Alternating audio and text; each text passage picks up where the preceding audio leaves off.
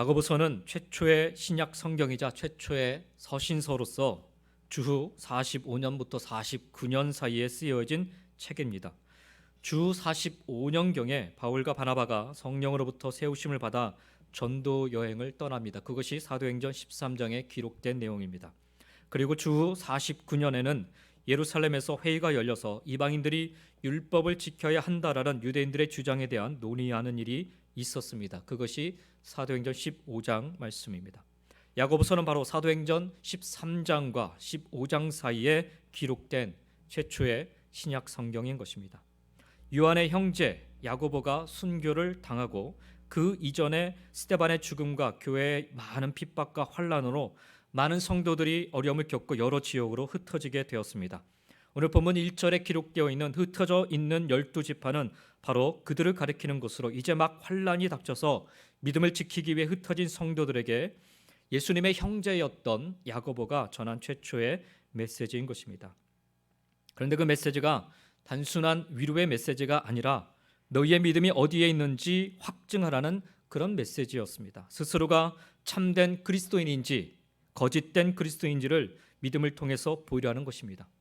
그렇습니다. 야고보서가 쓰여진 목적은 우리 모두의 믿음을 확증하게 함에 있습니다. 이 말씀들을 통하여 다양한 확증의 도구들이 우리 야고보서를 통해서 제시가 될 때, 그리고 그것들을 통해 내 자신의 믿음이 확실하지 않다라는 결론이 내려졌을 때 하나님께서 내 자신의 구원과 믿음을 위해 기도하는, 하나님께 내 자신의 구원과 믿음을 위해 기도하는 그런 시간이 되기를 간절히 소망합니다. 여러분, 야고보서를 읽어 가시면서 우리가 이제 1월 달에 생명의 삶을 통해서 야고보를 읽지 않습니까? 야고보서를 읽어 가시면서 구원의 확실함과 불확실함을 알 수 있는, 그런 분별할 수 있는 중요한 시간이 될 수 있기 바랍니다. 우선 초기 교회 공동체가 직면한 그 상황으로 좀 돌아가서요, 야고보서의 서신을 접하고 있었던 많은 그리스도인들에게 닥친 수많은 시험들, 시련들을 좀 생각해 보았으면 합니다. 특별히 그들 예루살렘 공동체는 로마의 대박해로 인해서 큰 환난을 겪게 되었고, 그 결과 그들은 자신의 고향과 형제들을 떠나서 뿔뿔이 흩어지게 되었습니다.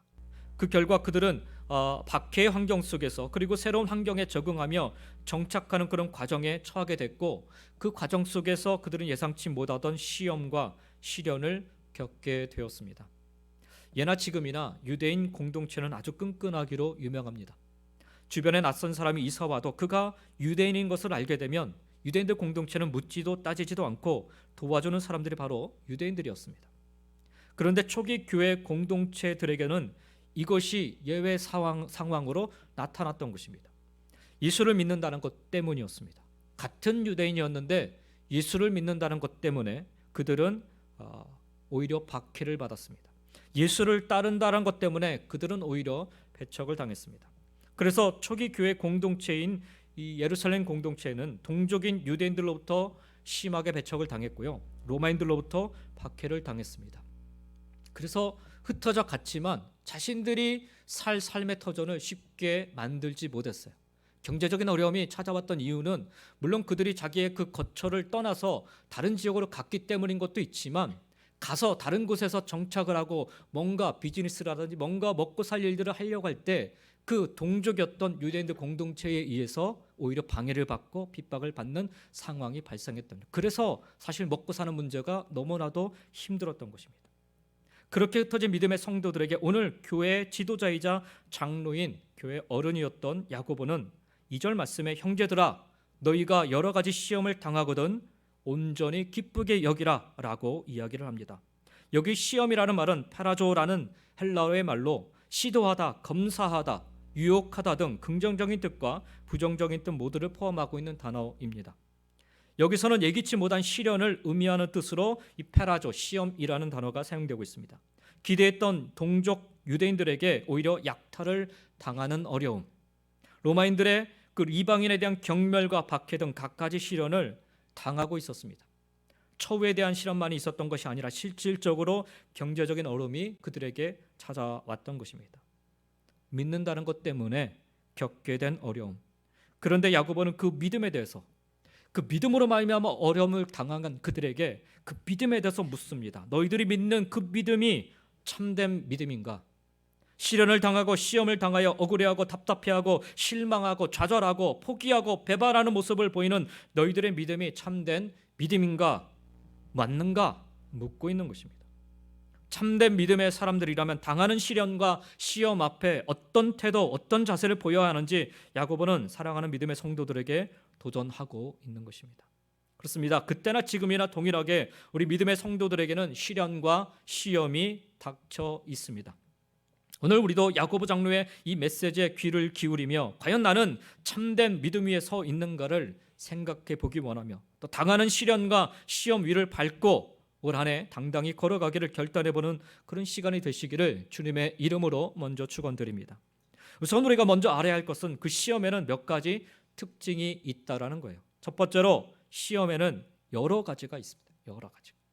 오늘 본문에도 여러 가지 시험을 말씀하고 있지 않습니까? 한 가지 시험만 있는 것이 아니라 여러 가지 많은 시험들이 있습니다. 나의 시험이 있고 다른 사람의 시험이 있습니다. 부모의 시험이 있고 자녀들의 시험이 있습니다. 남자들이 겪는 시험이 있고요. 또 여자분들이 겪는 시험이 있습니다. 인생 속에는 우리 인생 삶 속에는 여러 가지 시험들이 있습니다. 야고보서 안에는 총 4가지의 시험을 다루고 있습니다. 첫 번째는 2장에 나오는 차별로 인한 시험입니다. 3장에 가서는 언어로 인한 시험을 이야기합니다. 말로 당하는 시험이죠. 그리고 4장에 가서는 다툼으로 인한 시험, 그리고 5장에 가서는 고난으로 인한 시험을 이야기합니다. 혹 여러분이 여러 가지 상황 속에서 시험을 당할 때 이 야고보서를 천천히 묵상하며 한번 읽어보시기 바랍니다. 우리가 당하는 시험들, 시련들이 오늘 여기서 다뤄지고 있습니다. 아마도 이 같은 시험들은요, 박해 속에서도 예루살렘 교회를 끝까지 지키고 있던 야고보에게 계속해서 보고되어 온 흩어진 형제들에게서 나타났던 문제되었던 것으로 보입니다.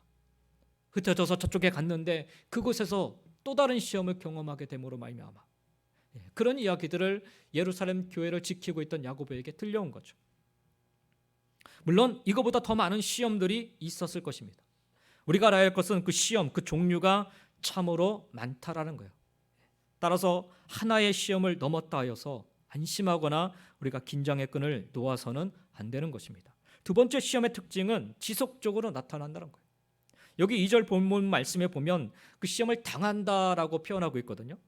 이 당한다라는 단어가 의미하는 내용은 한 번만 딱 임하는 찾아오는 그런 시험을 표현하는 게 아니라 지속적이고 계속적임을 나타내는 그런 단어가 이 당한다라는 단어 안에 담겨져 있습니다.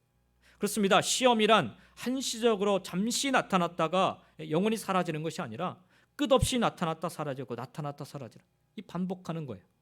그렇기 때문에 우리 믿음의 성도들은 한시도 마음을 놓아서는 안 된다라는 거예요. 흩어진 많은 예루살렘 공동체 그 성도들이 흩어져 가지고서 그곳에서 많은 시험을 경험하면서 이제는 좀 괜찮겠지 하는데 또 다른 시험이 오니까 좌절하고 낙심하고 믿음을 잃어버리는 그런 모습들 보면서 야고보가 얘기하는 거예요. 한 번만 오는 게 아니야. 계속해서 올 수 있어. 그러니 긴장의 끝을 놓지 말라. 이렇게 이야기하고 있는 것입니다. 세 번째 시험의 특징은 그것이 무엇이든지 힘들고 고통스럽다는 거예요. 그래서 어떤 사람은 시험을 이기지 못해서 평생 믿어온 믿음을 포기한 사람도 있고 또 교회 공동체를 떠나는 사람도 있습니다. 또 어떤 사람은 시험을 이기지 못해서 삶을 포기하고 스스로 목숨을 끊는 사람도 있습니다. 아주 엄청나게 아주 어려운 시험, 시련 그런 것이었기 때문이 아니라 그 사람에게는 지금으로서는 감당할 수 없는 그런 시험이었기 때문에 그렇습니다. 그래서 우리가 우물가에 돌 함부로 던지지 말라고 하잖아요. 그 잘못 던진 돌로 개구리가 죽을 수도 있어요. 보기에는 별거 아닌 것 같은데 저 사람 당하는 시험이 뭐 그 정도 갖고 그래라고 우리가 쉽게 판단할 수 있지만 당하는 그 사람 입장에서는 사실 견디기 어려운 너무나도 힘든 그런 상황이라는 거예요. 시험의 경중, 이게 가볍고 무거움이 있겠지만 그 어떤 시련도 그 어떤 시험도 당하는 사람에게는 지금 그 당하는 그 당사자에게는 무척이나 힘들고 고통스럽다라는 거예요. 이것이 시험의 특징인 것입니다. 네 번째로 시험은 누구에게나 있습니다. 누구에게나. 시험을 일부러 받을 필요는 없겠지만 시험 없이 세상을 살 수 있는 사람은 없습니다. 예수님께서도 시험을 받으셨어요. 그렇죠? 그렇다면 우리같이 연약한 사람들은 시험을 받지 않을 수 없는 거예요. 당연한 거예요. 시험은 누구에게나 있습니다. 다섯 번째로 시험의 특징은 시험이라고 하는 것은 받지 않는 것이 중요한 것이 아니라 시험에 들지 않는 것이 중요합니다. 시험을 받지 않는 것과 시험에 들지 않는 것은 다릅니다. 시험을 받는 것은 불가항력적인 거예요. 우리가 어떻게 시험을 난 안 받겠어라고 이렇게 거부할 수 없는 거예요. 그러나 그 닥쳐오는 혹은 경험하는 그 시험에 들지 않을 수는 있습니다. 그래서 예수님께서도 제자들에게 기도를 가르쳐 주실 때 주기도문을 통하여 뭐라고 얘기하세요? 시험에 들게 말게 기도하라 말씀하세요. 이게 우리가 기도해야 될 거예요. 시험은 언제든지 누구에게나 오지만 우리는 시험에 들지 않도록 기도하고 또 들지 않는 것이 중요하다는 거예요. 여섯 번째로 시험은 고통스러운 것은 분명하지만 우리들이 이길 수 있습니다. 고린도전서 10장 13절에 보면 사람이 감당할 시험 밖에는 너희가 당한 것이 없나니 오직 하나님은 미쁘사 너희가 감당하지 못할 시험 당함을 허락하지 아니하시고 시험 당할 즈음에 또한 피할 길을 내사 너희로 능히 감당하게 하시느니라 라고 말씀하고 있습니다. 하나님께서 우리 성도들에게 시험을 이길 수 있는 힘을 주신다는 거예요. 이 중요해요, 여러분. 왜 우리가 근데 시험에서 번번이 쓰러지느냐? 우리가 하나님을 온전히 의지하지 못하고 하나님의 성을 우리가 듣지 못하며 정말 이때 피할 길을 하나님께서 예비하고 주시는데 내가 막연하게 혹은 밀어내서 혹은 무감각해서 영적으로 무감각해서 놓쳐버리기 때문에 그래요. 놓쳐버리기 때문에. 지금 이 타이밍에 하나님께서 우리에게 기도하라 그렇게 시간을 주시고 환경을 허락해 주시고 그렇게 부르짖을 수 있는 그런 도전과 그런 말씀들을 주시는데 내 귀를 닫고 내 눈을 감아버리고 마음을 닫아버리기 때문에 우리는 그냥 자연스럽게 시험에 노출되고 시험에 빠져버리는 거예요. 시험을 받지 않는 사람은 없습니다. 그러나 안타깝게도 시험을 이기는 사람은 그다지 많지 않은 모습을 오늘날 우리가 경험하게 됩니다. 더욱이 오늘날 본문 말씀처럼 시험을 기뻐하는 사람은 잘 찾아보기 어렵습니다. 목사인 저도 시험을 당합니다. 시험을 당해요. 가끔 제 아내가 밥을 제대로 안 차려주면 시험 당합니다. 시험 당할 때 기뻐하는 사람 없어요, 여러분? 저도 슬픕니다. 왜 밥 안 줘? 이런 마음이 들죠. 우스갯소리지만 시험을 당하면서 기뻐하는 사람 잘 찾아보기가 어려워요. 그렇지만 오늘 말씀을 우리가 기억하셔야 돼요. 시험을 당할 때 야고보 사도가 기뻐하라 얘기해요. 그 말은 충분히 기뻐할 수 있는 길이 있다라는 거예요. 야고보 장로는 오늘 우리 모두에게 여러 가지 시험을 만나거든 온전히 기쁘게 여기라 말씀하고 있어요. 온전히 기쁘게. 왜냐하면 그 시험이 주는 유익이 반드시 있기 때문에 그래요. 그러면 그 시험은 우리 성도들에게 어떤 유익을 가져다 줄까요? 첫 번째로 시험은 우리 성도들로 하여금 욕심을 버리게 해요. 욕심. 오늘 본문이 우리가 1장 1절부터 8절을 읽었는데 15절 말씀에 보면 욕심이 잉태한 즉 죄를 낳고 죄가 장성한 즉 사망을 낳느니라 라고 말씀하고 있습니다. 욕심 자체가 죄는 아닙니다, 여러분. 그러나 이것이 커지면 죄가 되고 그 죄값으로 사망에 이르게 됩니다. 욕심 자체에 우리가 집중하게 되고 그것에 올인하게 되면 그 결과 죄값을 사망으로 치르게 되는 거예요. 욕심이라고 하는 것은 무언가를 바라는 마음, 무언가를 얻고자 하는 마음을 뜻합니다. 그래서 여러분 물질에 대한 욕심뿐만 아니라 모든 것이 다 해당이 돼요. 이 욕심이라는 거. 인간은 태어날 때부터 이 소유의 본능이 있습니다. 어린아이들 태어날 때 여러분 혹시 기억하시는지 모르겠어요. 손을 꽉 쥐고 태어나요. 이 손 딱 펴고 태어난 아이들이 거의 없대요. 왜 쥐고 태어나느냐? 그게 본능이라는 거죠. 소유에 대한 본능. 쥐고 태어나는 거. 그래서 아이들이 자라면서도 줘 달라고만 계속 요구를 해요. 안 주면 울죠. 이게 소유에 대한 본능인 것입니다. 이게 우리 인간이 갖고 있는 그냥 본능적인 모습이에요. 그런데 이 소유에 대한 적정선이 있으면 좀 좋은데 그 적정선을 넘어서 더 가지고 싶어하는 그런 마음이 있다라는 것이 문제. 이것을 무엇이라고 하냐면 그것을 욕심이라고 해요. 그 적정선을 넘어서는 것. 그리고 이 욕심은 정지되어 있는 것이 아니라 계속해서 상승합니다. 작은 욕심으로 가만히 있는 것이 아니라 시간이 지나면 지날수록 점점 커진다라는 말이에요. 그래서 우리나라 옛말에도 바늘도둑이 소독도 된다고 얘기하는 거예요. 점점 커지는 거예요. 아담과 하와의 불행은 다름 아닌 이 욕심 때문이었어요. 욕심. 에덴 동산은 지상에서 세워진 완전한 지상 낙원이었죠. 그러나 아담과 하와는 뱀의 유혹을 받아서 하나님과 같이 되고자 하는 뭐가 있었냐면 욕심이 있었어요. 욕심. 그 욕심으로 인해서 인간은 타락하게 되었고 에덴 동산에서 쫓겨나게 되었습니다. 욕심이 있는 이상 그곳이 에덴 동산이라 할지라도 불행하다는 것을 우리는 기억해야 되는 것입니다. 우리가 지난 하반기 동안, 작년 하반기 동안 창세기를 보았는데 야곱, 욕심에 이끌려 평생을 살아온 사람이 야곱이라는 사람의 모습입니다. 그런 욕심 때문에 자기 형을 속이고 장자의 축복권을 빼앗아 버리죠. 그런 욕심 때문에 아버지를 속이고 그 장자권의 축복을 가로챕니다. 그래서 그는 자기가 가지고 싶은 것은 모두 다 가질 수가 있었어요. 많은 양과 소와 가축들과 부인들과 자녀들도 두었습니다. 그러나 한편으로는 야곱은 많은 시험을 당했습니다. 삼촌에게 10번이나 임금으로 속임을 당했고, 가장 사랑하는 아내 라헬이 여행 중에 아이를 낳다 죽습니다. 모든 아들 중에 가장 사랑하는 아들 요셉을 잃어버립니다. 죽은 줄 알았죠. 그는 자기 자신이 남을 속인 것처럼 아들들에게 철저하게 속임을 당했습니다. 야곱의 인생 자체가 그래서 시련과 시험의 그런 모습입니다.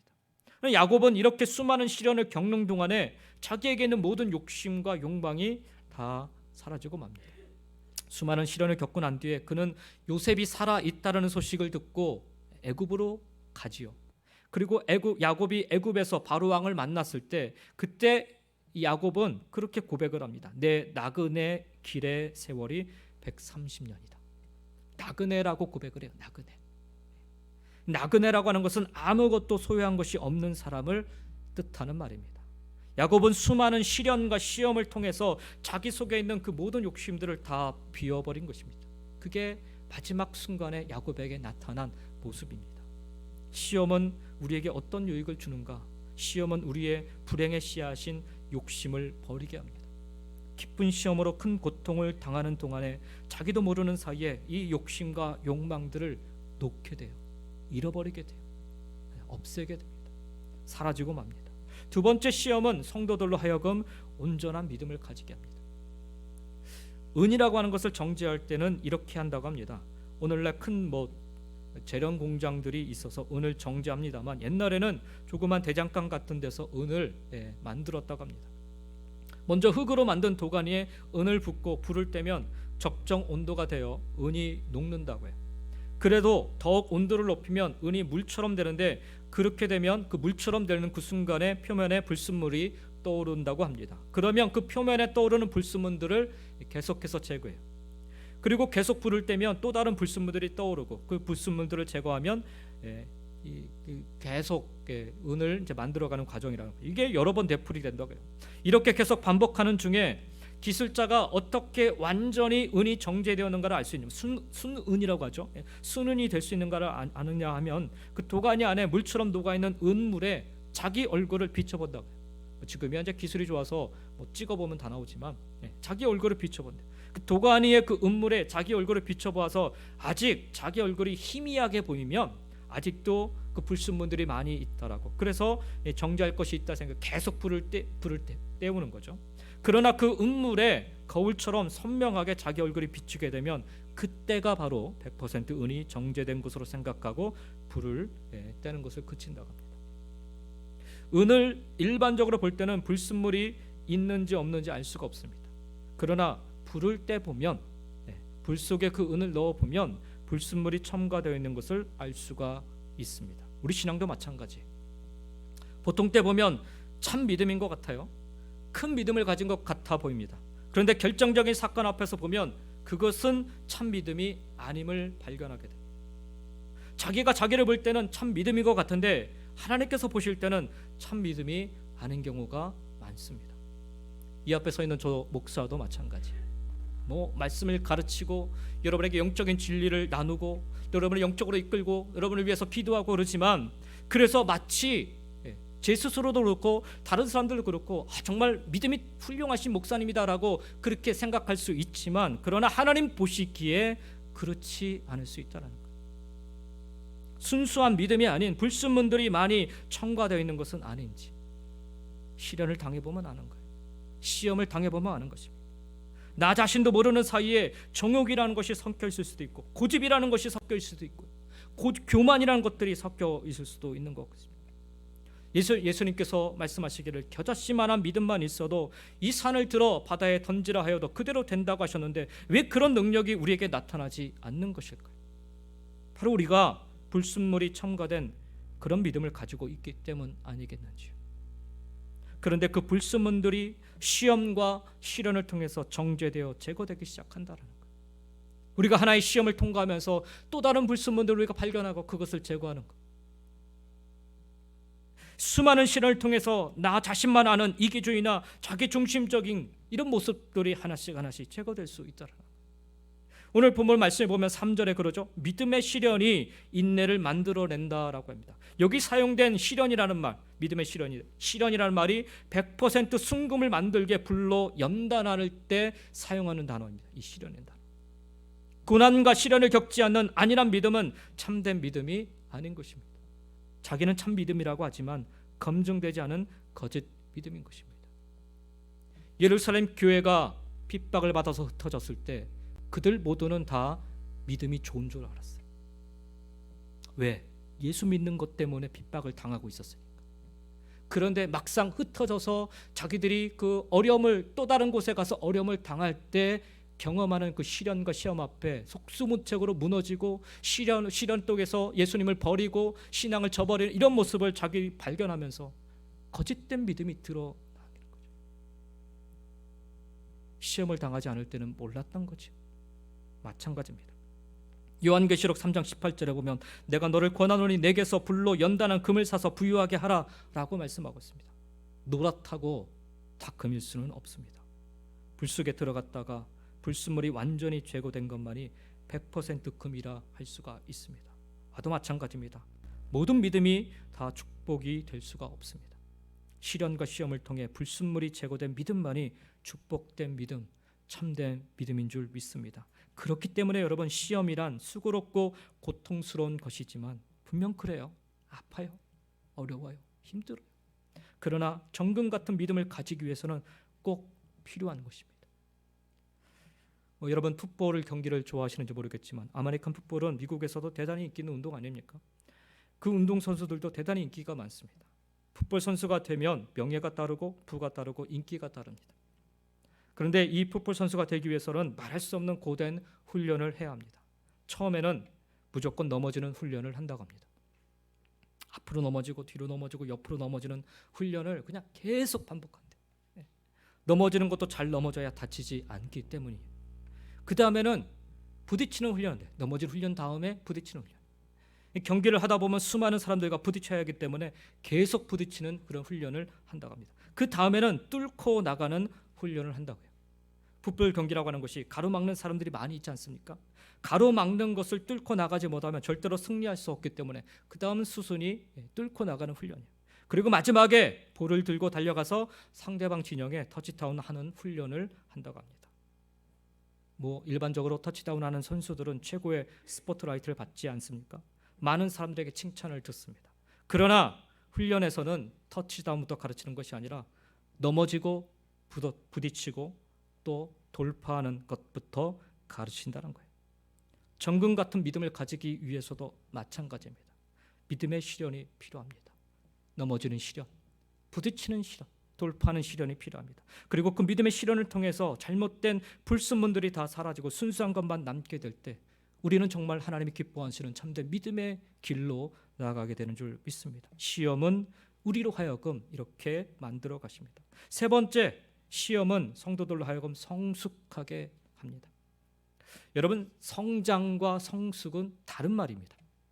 성장은 진행의 상태를 말하고 성숙은 온전한 상태를 말합니다. 성장은 과정을 말하는 것이고 성숙은 열매를 말합니다. 믿는 성도들에게 날마다 성장하는 것도 필요하지만 그리스도인으로서 성숙해 하는 것도 필요한 것입니다.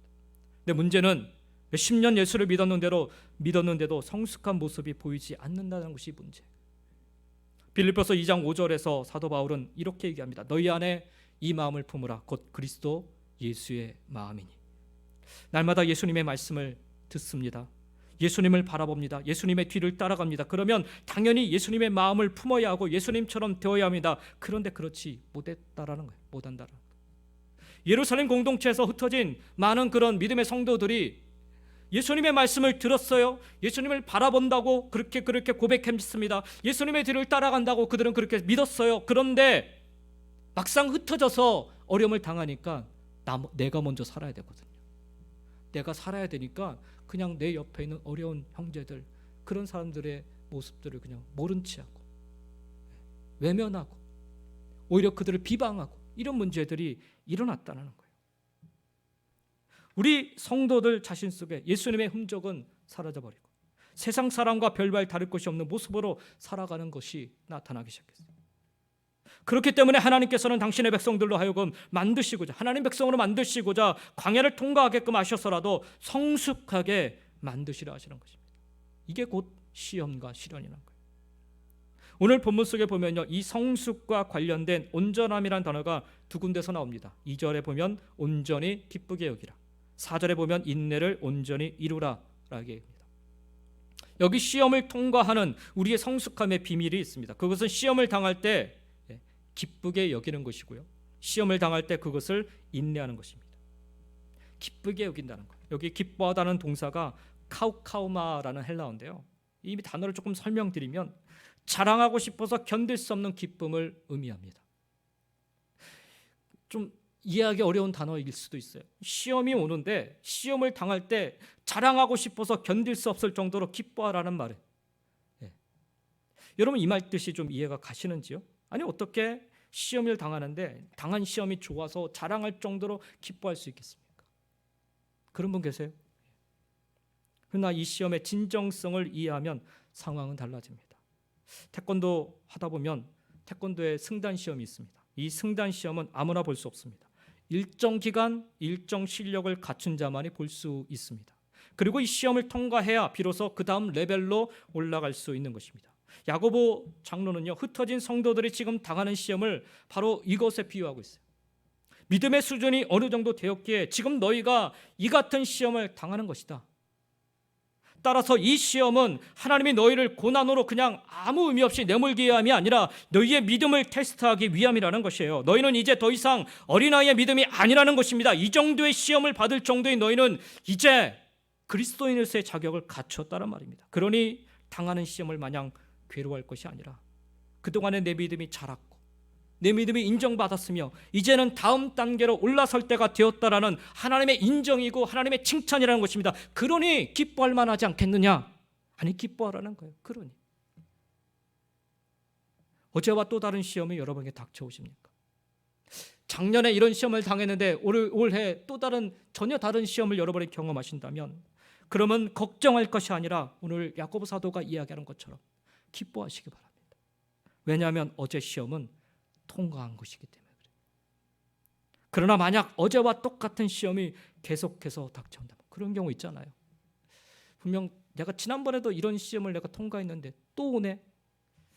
그러면 여러분 정신 바짝 차리고 그 시험 아직 통과하지 못한 거예요.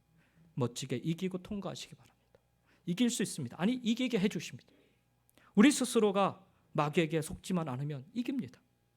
좀 이상하게 들릴 수 있지만 사랑하는 성도 여러분, 시험에 기뻐하시는 여러분 모두가 다 되시기를 주 여러분 축원드립니다. 이제 이 시험을 통해 또다시 하나님은 나의 믿음을 인정해 주셨으며 이제 조금 더 높은 단계로, 조금 더 성숙한 신앙의 단계로 나를 이끌고 계심을 꼭 믿으시기 바랍니다. 그래서 우리 모두 기뻐할 수 있기를 원합니다. 따라서 시험이 올 때 슬퍼하지 마시고 괴로워하지 마시고 미리 겁먹고 두려워하지 마시기 바랍니다. 우리 믿음의 선배들처럼 세상이 감당치 못하는 믿음의 사람들로 당당히 살아가시기를 예수님의 이름으로 간절히 축원드립니다. 그러기 위해서는 또 한 가지의 온전함을 우리는 이루어야 됩니다. 바로 인내를 온전히 이루어야 합니다. 여기서 이야기하는 인내의 온전함이란 흔들림 없이 끝까지 중도에 포기하지 않고 이루는 인내를 의미합니다. 처음 서두에서도 말씀드렸지만 시험은 다양하고 지속적이라 말씀드렸어요. 하나 끝났다고 해서 시험이 끝난 것이 아니라는 말입니다. 예수님도 광야에서 3번이나 마귀에게 시험을 당하셨어요. 한 번 아니에요. 3번 당하셨습니다. 그뿐입니까? 공생의 기간 내내 바리새인들과 서기관들, 제사장들이 끊임없이 예수님을 시험하지 않았습니까? 물론 그렇다고 예수님이 불완전하기 때문에 완전함을 이루게 시험을 당하셨다라는 말씀은 아닙니다. 우리에게 모범을 보여주시기 위함이었죠. 그만큼 시험을 다양하고 지속적이라는 것을 보여주고 계신 것입니다. 심지어는요, 십자가에서까지 시험이 계속되지 않습니까? 네가 하나님의 아들이면 내려와 봐. 이런 시험도 예수님이 십자가 위에서 당하지 않으셨습니까? 그러나 우리는 그 같은 시험에 대해 예수님이 어떻게 대하셨는가를 우리가 좀 생각해 볼 필요가 있습니다. 예수님은 자기를 낮추사 죽기까지 인내하셨고 복종하셨다라고 빌립보서 2장 8절에 말씀하고 있습니다. 우리가 이루어야 될, 우리가 따라야 될 인내의 온전함은 바로 십자가에 내 자신을 죽이기까지입니다. 주님이 보여주신 갈라디아서 2장 20절 말씀을 여러분 기억하실 거예요. 내가 그리스도와 함께 십자가에 못 박혔나니 그런즉 이제는 내가 사는 것이 아니요 오직 내 안에 그리스도께서 사시는 것이라. 이제 내가 육체 가운데 사는 것은 나를 사랑하사 나를 위하여 자기 자신을 버리신 하나님의 아들을 믿는 믿음 안에서 사는 것이라 말씀합니다. 그렇습니다. 사실 계속되는 시험, 다가오고 다양하게 닥쳐오는 시험에 우리는 지칠 수 있습니다. 언제쯤 우리는 편안한 신앙생활을 할 수 있을까 하는 마음이 충분히 들 수 있습니다. 그래서 우리가 바라봐야 될 시선의 끝은 바로 지금 여기가 아니라 십자가 위여야 합니다. 히브리서 11장에 나오는 수많은 우리 믿음의 선배들은요, 바로 그들의 시선의 끝을 항상 예수의 십자가에 두고 살았습니다.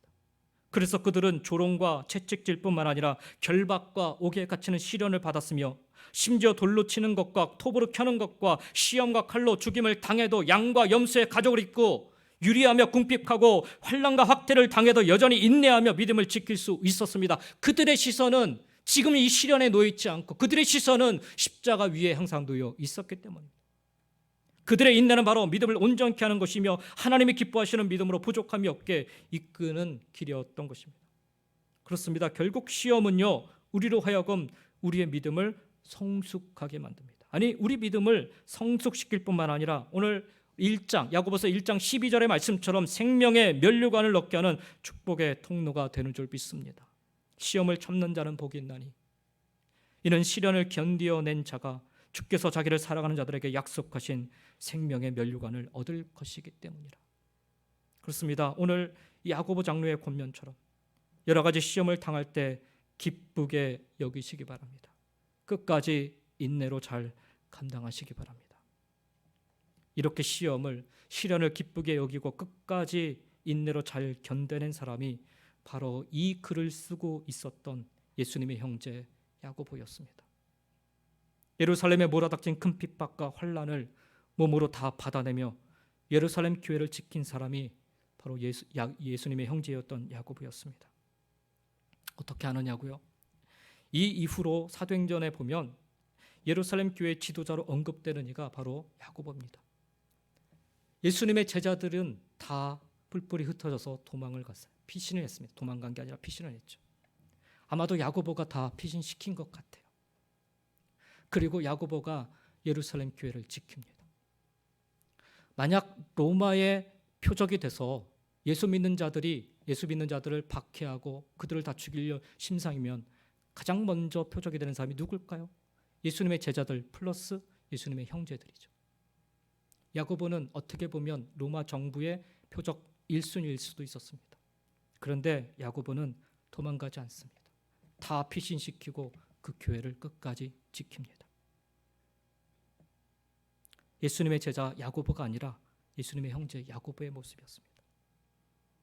그가 예수님의 형제였기 때문에 그런 환난을 잘 견뎌냈던 것일까요? 그렇지 않습니다, 여러분.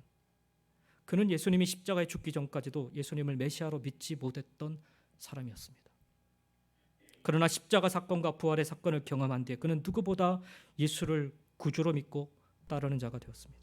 그 고백이 1절에 나오는 하나님과 주 예수 그리스도의 종 야고보라는 고백 속에 그대로 드러나고 있습니다. 이 글이 쓰여진 때가 초기 교회 공동체의 때였기 때문에 그는 얼마든지 자신의 위치와 역할을 드러내기 위해 예수 그리스도의 형제인 야고보는 이라고 적을 수도 있었을 거예요. 오히려 그게 더 권위가 있고 오히려 그게 더 파급력이 있었을 거예요.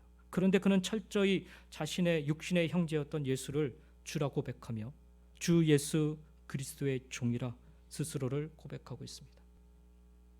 예수를 주라 고백하고 그의 종으로 살기로 결단한 뒤로 그는 그 어떤 환난과 핍박과 시련과 시험 속에서도 두려워 떨거나 도망가지 않고 꿋꿋이 그 자리를 지키며 오히려 닥쳐오는 여러 가지 시련과 시험을 기쁘게 여기며 살았던 것입니다.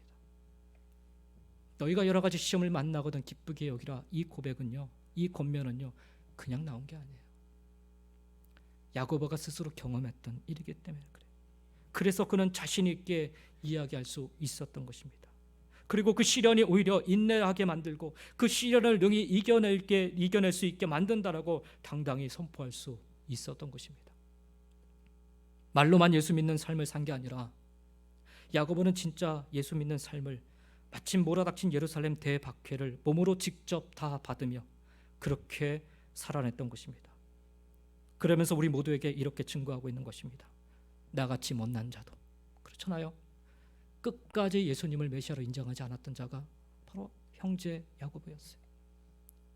나같이 못난 자도, 끝까지 예수를 부인하고 모른 채 했던 예수의 육신의 형제인 나 야고보도 이제 예수를 나의 구주로 믿고 나니 이 시험이 그저 기쁘기만 합니다. 내가 비로소 주님을 닮아가고 있는 것 같아서입니다. 내가 비로소 주님과 동행하며 살아가는 것 같아서입니다. 그래서 나에게 이 시련의 시간이, 이 시험이 그저 기쁘기만 합니다. 그러니 여러분도 기뻐하십시오. 조금만 참고 인내하십시오. 사랑하는 성도 여러분, 예수님이 나의 구주이심을 믿는다면, 예수님을 나의 구주로 삼고 살아가신다면 오늘 여러분에게 닥쳐오는 여러 가지 시험을 기쁘게 여길 수 있기 바랍니다. 결코 기쁘다만한 할 수 없는 시련이고 시험이지만 이 시험 때문에 내가 이제야 비로소 진짜 주님의 제자 되어 사는 것 같다라는 마음을 품으시고, 내가 이 시험 때문에 이제야 영원히 죽을 수밖에 없는 마귀에 속한 자가 아니라 영원히 사는 생명을 소유한 하나님의 자녀임을 확인할 수 있음에 감사하시면서 이제는 좀 더 다른 차원으로 기뻐할 수 있기를 바랍니다. 그리하여 야고보처럼, 그리고 초대교회 성도들처럼 시험과 시련 위를 밟고 일어서 당당히 걸으며 주님께서 약속하신 생명의 면류관 우리 모두 꼭 받아 누리는 이런 모두가 다 되시기를 예수님의 이름으로 간절히 축원드립니다. 기도하겠습니다.